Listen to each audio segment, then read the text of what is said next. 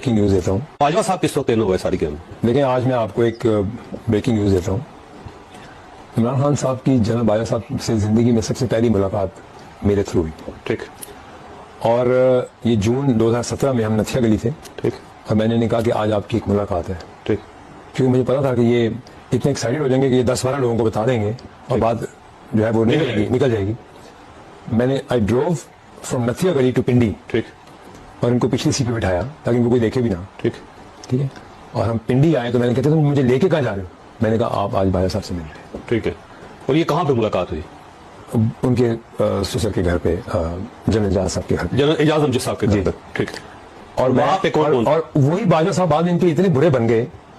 और मैं आपको ये बात ऐसे बता रहा हूँ कि मैंने जब दरवाजा खोला और हमने इनको हम इकट्ठे बैठे और मैं समझता हूँ सिवाय घुटने और पाँव पकड़ने के अलावा सब कुछ कर दिया कि बाजा साहब आप हमें ले आओ और इनको भेज दें।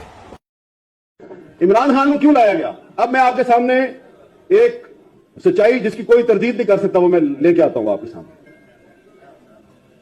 इमरान खान को इसलिए लाया गया कि इसको लाना नहीं था। यह बात दुरुस्त है कि जनरल पाशा साहब जो है उन्होंने 2011 से काम शुरू किया था, लेकिन 2018 में इमरान खान को नहीं लाना था। 2018 के इलेक्शन से कुछ हफ्ते पहले एक मीटिंग थी। उस मीटिंग में थे जनरल कमर जवेद बाजवा साहब, उस वक्त के DGISI जनरल नवीद मुख्तार साहब और उस वक्त के DGC जनरल फैज साहब। और उस मीटिंग में बुलाया गया पता किसको? शहबाज शरीफ साहब को। और शहबाज शरीफ साहब को बुला के ये कहा गया जी, पूछा गया ये बताएं जी कि अगर आप मुल्क के वजीर आजम बन जाए तो आपकी कैबिनेट में कौन कौन होगा? उन्होंने कहा जी कैबिनेट में वही होगा जिसके बारे में पार्टी जो है वो फैसला करेगी और जिसके बारे में नवाज शरीफ साहब बताएंगे।